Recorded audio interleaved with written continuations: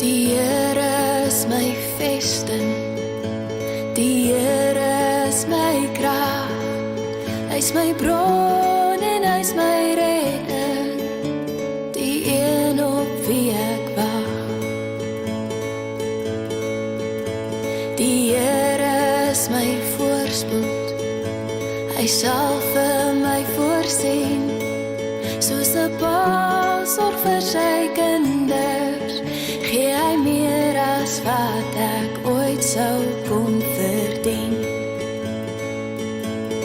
Prys die Here, o my siel, prys die Here, want hy is goed. Prys die Here, al wat lewe, prys die Here. Prys die Here, o my siel, prys die Here, want hy is goed. Prys die Here, al wat lewe, prys die Here. Goeiemôre Ignet en baie welkom weer eens by die aanlyn eredienste. Ons kuier weer saam met julle op julle selfoon en TV-skerms as gevolg van die Grendelregulasies. Baie welkom by die erediens. Mag dit vir julle 'n geseënde dag wees en mag julle die erediens saam met ons geniet. Laat ek dit ook net op die tafel sê, dis niks lekker nie. Dis niks lekker om teen my selfoonskerm te moet vaskyk nie. Ek mis julle, ek mis dit om julle te sien op 'n Sondag, ons mis dit om saam met julle te kuier op 'n Sondag en julle minstens net te groet en te kyk dat julle nog alright is en om saam met die woord, rondom die woord saam met julle te kuier en musiek en erediens en liturgie, ek meen niks, nothing beats it. Maar ons is terselfdertyd ook baie dankbaar dat ons die tegnologiese hulpmiddels tot ons beskikking het en dat ons op hierdie manier ook nog in verbinding kan bly met mekaar. So welkom by die erediens. Mag dit vir julle 'n geseënde dag wees en mag julle die erediens saam met ons geniet. Gemeente, dit gaan ook glad nie goed met ons nie. In die gemeente nie, wat betref die COVID konteks, ons het talle lidmate in isolasie, ons het talle lidmate wat COVID positief is en ons het talle lidmate wat geliefdes aan die dood moes afstaan die afgelope paar jaar. Ek dink byvoorbeeld baie vinnig aan die Steinmans, aan die Otto's, aan die Albertse en besonder aan Tannie Yvonne wat hierdie week al kleinboetie moes begrawe het. En dis maar net om 'n paar name te noem, ek mis nog klomp. En ek wil julle graag uitnooi om voordat ons enigstens verder gaan met die erediens, dat ons hierdie lidmate aan die Here sal opdra. Dat ons dink aan die wat in isolasie is, die wat COVID positief is, maar ook die wat hulle geliefdes die afgelope jaar aan die dood moes afstaan. So voordat ons verder gaan met die erediens, kom ons raak vir 'n oomblik stil. Ons dra hierdie persone aan die Here op. Wees asseblief veilig en mag die Here Jesus Christus met ons elkeen wees en bly. Geniet die erediens saam met ons.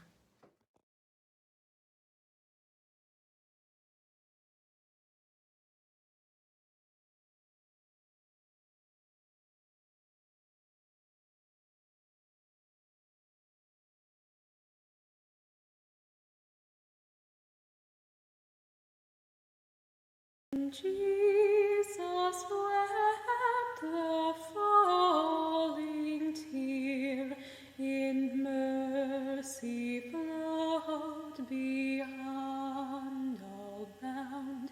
When Jesus groaned, a trembling fear seized all the guilty world around.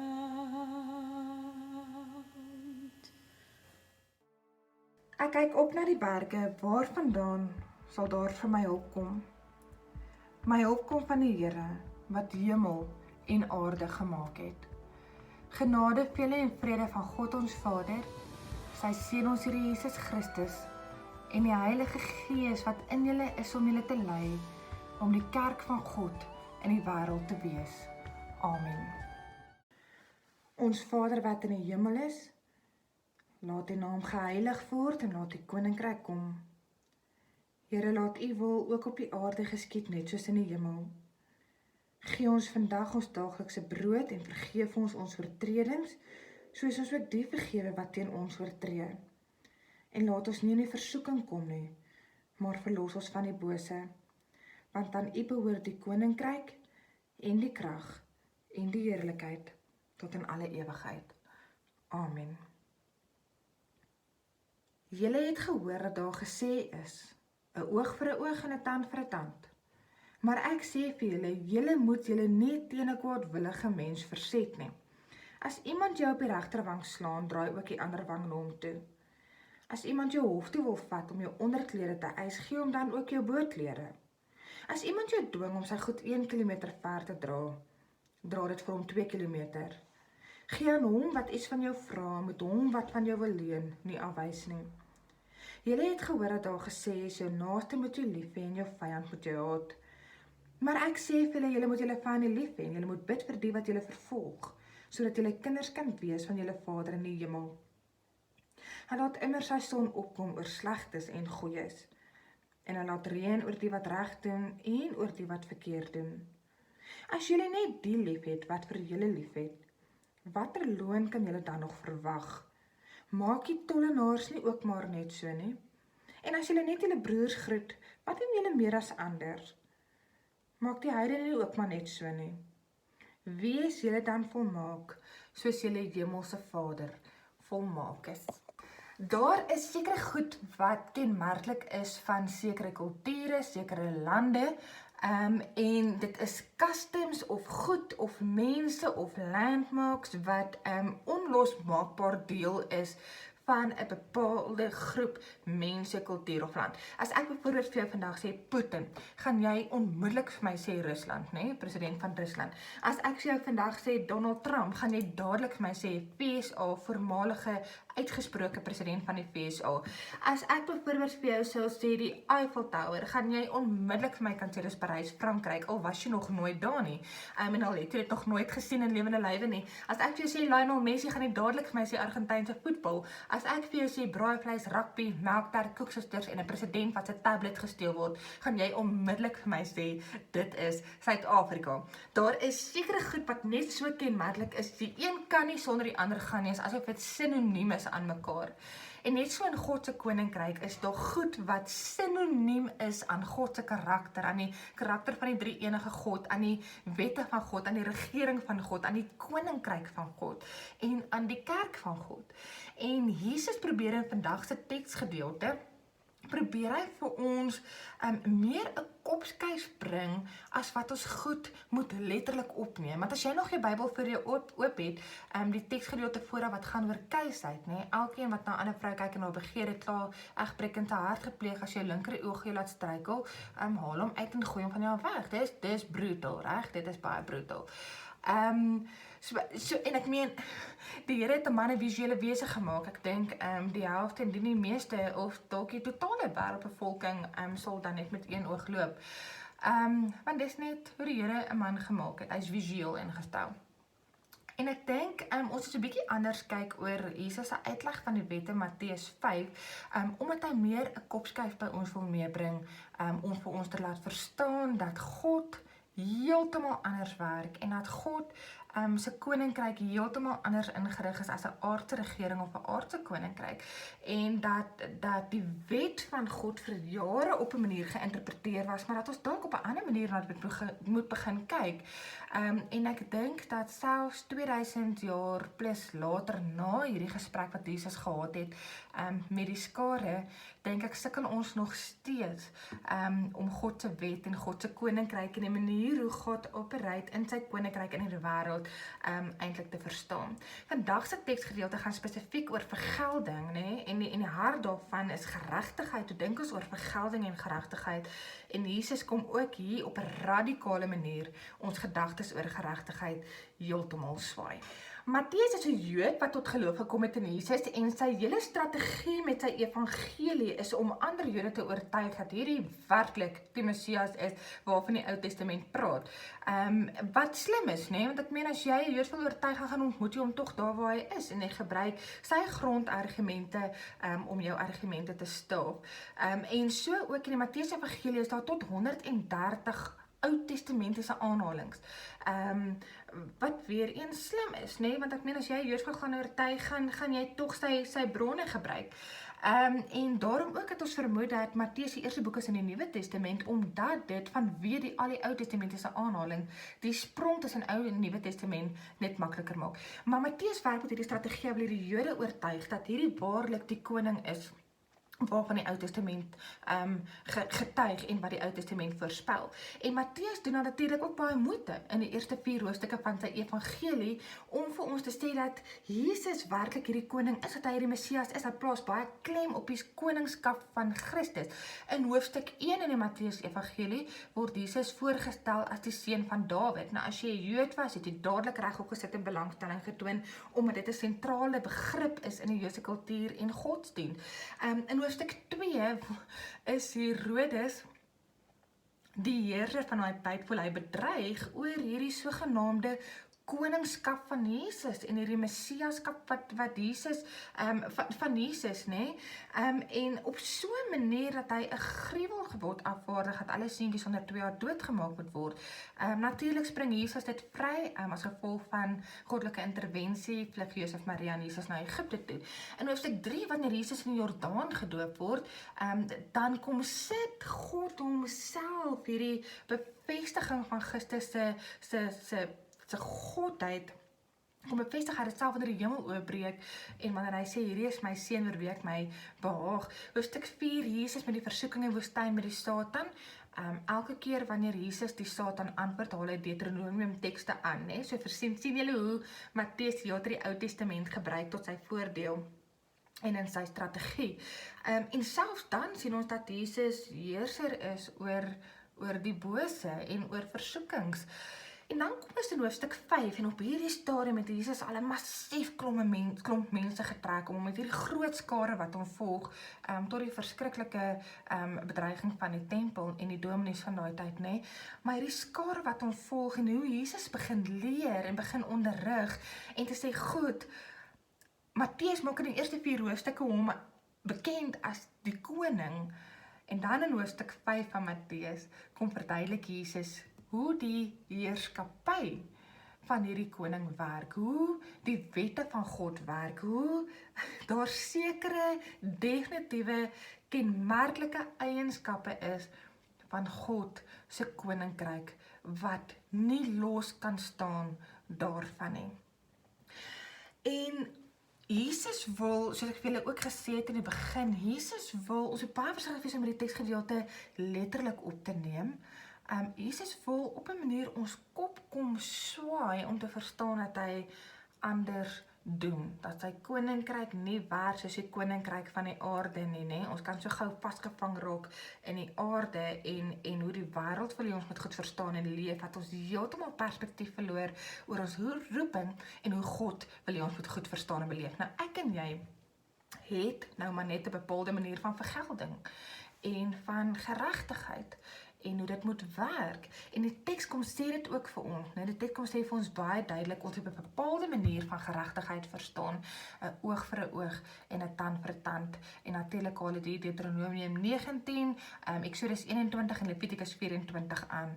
Ons het 'n bepaalde manier van justice. So iemand doen iets, hy moet gestraf word daarvoor. Iemand oortree 'n bepaalde wet, daar moet 'n geskikte straf wees wat daarvoor uitgewerk is. En kom ons praat op persoonlike vlak, ons is vindictief. Daar is 'n vergeldings dors in ons, nê? 'n dors vir geregtigheid, dat almal wat ons te nakom, moet ons op 'n manier laat vergoed. En dit gebeur in klein petty goedjies. Iemand kom my te na, ek praat dan net nie meer met hulle nie. Of iemand kom my te na en ek snel 'n bloot eenvoudig af. Of iemand kom my te na en ek spoel my mond uit oor hulle by ander mense. Reg, so ons het ook hierdie vindictief streep binne ons. En die teks sê ons moet dalk so bietjie anders dink oor vergelding. En ons moet dalk so bietjie anders dink oor geregtigheid, want God dink anders oor vergelding en geregtigheid. 3 goed, voordat ons enigstens verder gaan, volgende 3 goed. Dit beteken nie, ek en jy moet passief wees oor ongeregtigheid nie. Dit beteken nie, ons het nou maar net toelaat dat mense oor ons loop en ons draai nou maar die ander wang en ons kyk die ander pad nie. Dit beteken nie, ons moet stil bly oor ongeregtigheid nie. Dit beteken nie, ons moet stil bly vir die wat nie 'n stem het nie. Dit beteken nie, ons moet stil bly teen sistemiese geweld nie. Tweedens beteken dit ook nie dat jy jouself in situasies moet plaas waar daar giftige verhoudings rondom jou is nie. Reg, en ek nou maar net aanvaar, dit is nou maar hoe dit is, en jy draai nou maar die ander wang, en jy doen nou maar meer as wat jy moet. Dit glad nie, as jy in 'n toksiese verhouding is, moet jy uitklim so eenvoudig soos dit. Dit beteken derdens ook weer dat ons 'n streep trek deur die regstelsel nie, nê? Want as ons nou, en hierdie is dalk iets wat eers later in jou kop kan gaan opkom, maar kom ons sit dit ook net op die tafel. Die regstelsel is belangrik. Daar is belangrik dat daar orde is, né? Daarom ook iets soos die 10 gebooie, dit gaan tog oor die orde in 'n samelewing, gebod 5 tot 10. Dit sal absoluut gaas wees as ons elkeen net kan doen wat ons wil, sonder dat daar bepaalde ripple-effekte of verantwoording of eienaarskap is vir die wat oortree. En daar is soveel prokureurs en landdrosse en regters wat werklik werk vir geregtigheid, wat 'n passie het vir die reg en wat 'n passie het vir die wat nie 'n stem het nie, en ek het al die voorreg gehad om hulle in lewende lywe te sien en te ervaar. So voordat ons enigstens verder gaan, hierdie 3 goed is regtig crucial, dat ons nie in dit verstrengel raak en vasgevang moet raak nie. Maar die vraag is dan, hoe moet ons geregtigheid verstaan? Hoe moet ons vergelding verstaan? Wat probeer Jesus vir ons leer in Matteus 5? Ek dink vir ons om die teks te gaan verstaan en om die vraag te beantwoord, is dit belangrik om te gaan kyk na die Hebreëse woord vir geregtigheid of vergelding, en dit is die woord sadik. Die woord sal nou ook op jou skerm verskyn. En die woord sadik het meer met God te doen as met ons. God sien geregtigheid en vergelding op 'n totaal ander manier as wat ek en jy dit sien, toepas of verstaan. 'n Goeie voorbeeld daarvan is die kruis. Denk byvoorbeeld aan die kruis van Jesus. As ons die kruis van Jesus moes beoordeel het binne ons aardse verstaan van geregtigheid, het ons 'n heel ander verdict gekry. Reg, dan as ek en jy op die kruis gehang het. En geregtigheid gaan gewoonlik vir ons, of vergelding gaan vir ons oor fairness. As iemand ons daarna gekom het, is net fair dat hulle X of Y kry of behandel word. As die mens weer eens kyk na die kruis, is dit nie fair nie. Hier hang hierdie perfekte mens, hierdie perfekte man, God homself, en daar's niks fout aan hom nie, en hy hang aan die kruis in die plek vir ons. So God verstaan geregtigheid op 'n totaal ander manier, en dit is baie interessant dat die woord sadik, geregtigheid, nooit selde in die Ou Testament gaan sonder die woord liefde. En die mense sien dit ook aan die kruis, dat geregtigheid van God en die liefde van God is 2 kante van dieselfde munt. Die een kan nie sonder die ander nie. So hier hang hierdie perfekte man in ons plek wat unfair is en wat glad nie binne ons raamwerk pas van wat geregtigheid moet wees nie, maar omdat God lief is vir ons. So geregtigheid, sadik en liefde gaan altyd saam met mekaar. Dit is ook verder opmerklik dat die woord sadik baie keer vertaal word of geïnterpreteer word as die woord charity, liefdadigheid. En is 'n bitter mooi uitleg, dink ek, van die woord sadik en verstaan van God se regtigheid, want charity, liefdadigheid, gaan daaroor dat ons iets vir iemand doen en jy weet vir jou heilige siel, daardie persoon kan nooit enige iets doen om jou terug te betaal of te vergoed nie, né?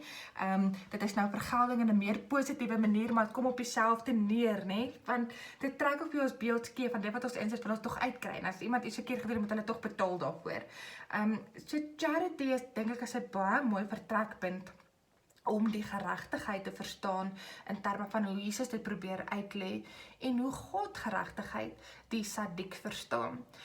'n derde interpretasie of 'n derde punt wat ek dink nodig is om te noem, is dat Rambam of Nachmanides, hy was 'n Joodse rabbi, 'n Spaanse Joodse rabbi gewees wat hier 1200 na Christus geleef het, en hy interpreteer die woord sadik as die Sheshina. Nou, Sheshina beteken die teenwoordigheid van God, en as jy sy uitleg baie direk wil uitlê, dan vertaal 'n Ramban dit as die Sadiq as baie direk God is justice. Nee, soos geregtigheid het meer te doen met God as met ons. God is justice, en hy bring 'n verband met die Sheshina van God, die teenwoordigheid van God. Maar wat beteken dit? Wat beteken dit vir ons? Ek dink die totale uitleg lê in die manier hoe Jesus hierdie diskurs afsluit. Jesus sluit die diskurs af met die woorde: gaan dan en wees julle volmaak soos wat julle hemelse Vader volmaak is. Ons interpreteer altyd daardie vers as 'n appel, nee? Ons moet nou tot stilstand kom en dink en hoe ons ook kan leef so volmaak soos wat God is. Right? Of ons preek dit as 'n opdrag, nee? Almal moet nou uitgaan en ons almal moet nou volmaak wees soos wat die Here volmaak is, maar ons kan nie. Ons kan nie volmaak wees soos wat die Here volmaak is nie. Ons is terug by God se verstaan van geregtigheid, die kruis wat glad nie fair is, want ek en jy moet daaraan hang. Ons kan nie volmaak wees soos God nie, daarom die kruis. Ons kan nie heilig wees nie, daarom die kruis. Ons kan van die deel nakom nie, naamlik die kruis, die geregtigheid van God, nee, wat saam met liefde gaan. Ons kan nie soos God leef nie, daarom is ons afhanklik van die charity van God, die liefdadigheid van God, want God weet, daar's niks wat ons kan doen om hom terug te betaal nie. Ons faal as mense, ons is inherent korrup en boos en sondig. So die manier hoe Jesus die diskurs afsluit, kan 'n mens selfs interpreteer as Jesus wat 'n tong in die kies het, Jesus wat sarkasties is, Jesus wat ons as ware tot stilstand wil roep, want ons is die eerste mense wat geregtigheid wil toepas, min wetend dat ons net so onder die geregtigheid staan, want ons het ook al mense skade aangedoen. Ons was ook al ongeregtig gewees. Ons is soos die heidene wat net die groet wat ons wil groet, en ons is soos die tollenaars wat net die lief het wat ons wil lief hê. Ons is kontra God se koninkryk, en ek dink dis die intensie van die teks, hoe ons kontra God se koninkryk leef, terwyl ons juist geroep het om die kenmerke van God se koninkryk te leef. Ek dink verder ook, dit laat ons met meer genade omgaan en die wete dat, ja, iemand het my te nagekom, maar ek het ook al iemand te nagekom, en dat die persoon met my te nagekom het, sowel as ek, dat ons albei staan onder die oordeel van God. Dat ons albei staan onder die geregtigheid van God. Natuurlik, en ek sê dit eerder te veel as te min. Dit beteken nie ons moet passief wees teen ongeregtigheid nie.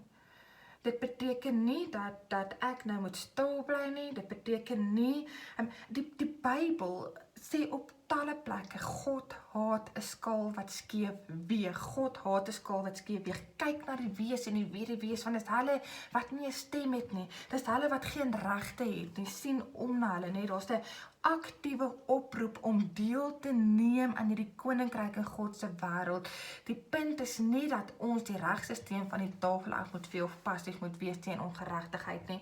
Die punt is dat ons met ander oë sal begin kyk na God se koninkryk. Jesus wil as ware ons in die teks daartoe wakker maak om te verstaan dat ons meer wêrelds is as God se koninkryk.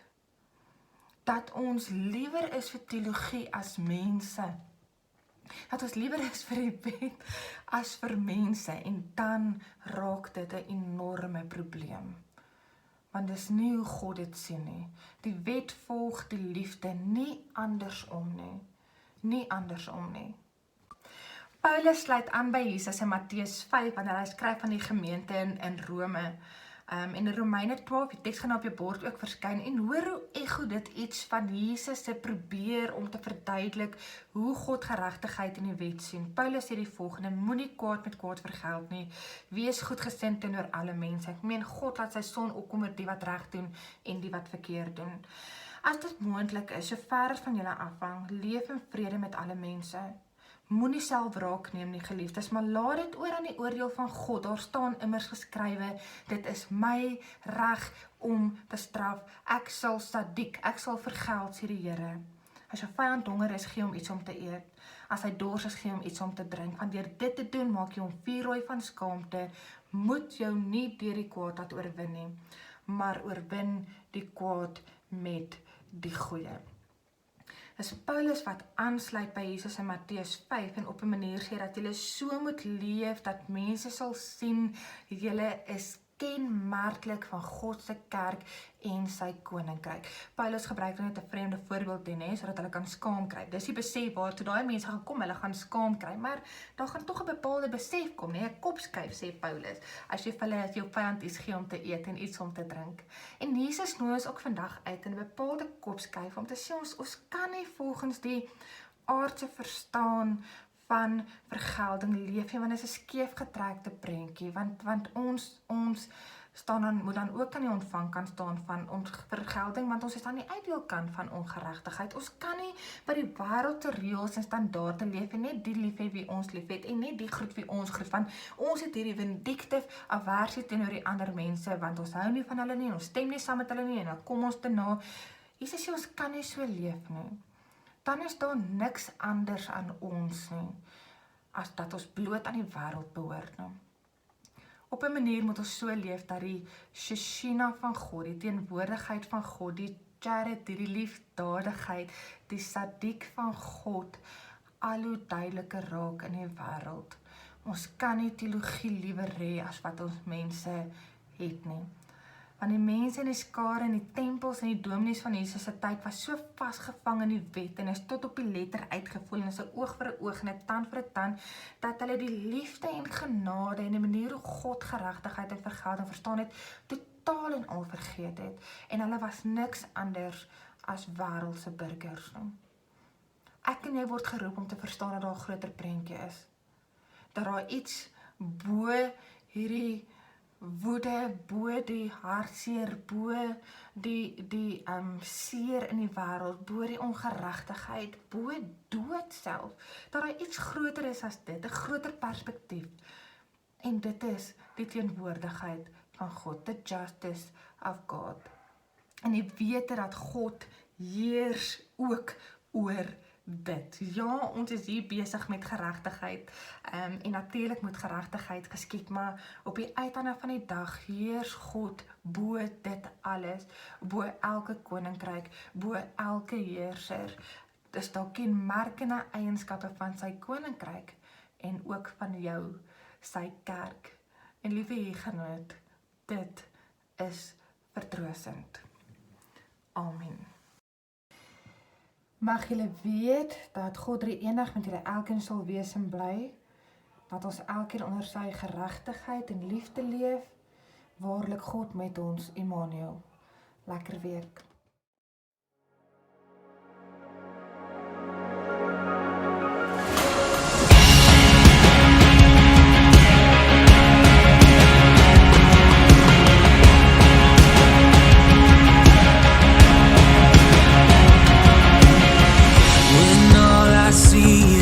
Battle, you see my victory.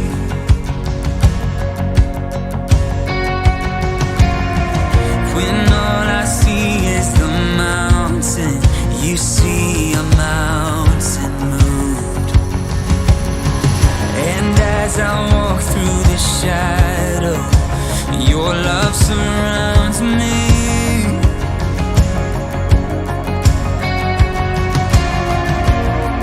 There's nothing to fear now, for I am safe with you. So when I'll fight on my knees, with my head lifted high. Oh God, the battle belongs to you, and every fear I lay at your feet. I'll sing through the night. Oh God, the battle belongs to you.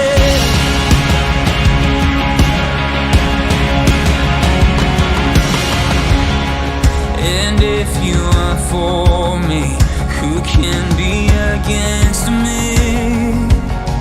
Yeah. For Jesus, there's nothing impossible for you.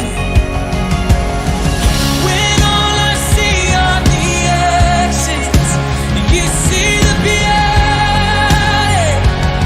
Thank you, God. When all I see is the cross, God, you see the empty tomb. So when I fight on my knees with my head lifted high. Oh God, the battle belongs to you, and every fear I lay at your feet. I'll sing through the night. Oh God, the battle belongs to you. Almighty fortress, you go before us. Nothing can stand against the power of our God. You shine in the shadow, you win every battle. Nothing can stand against the power of our God. In almighty fortress, you go before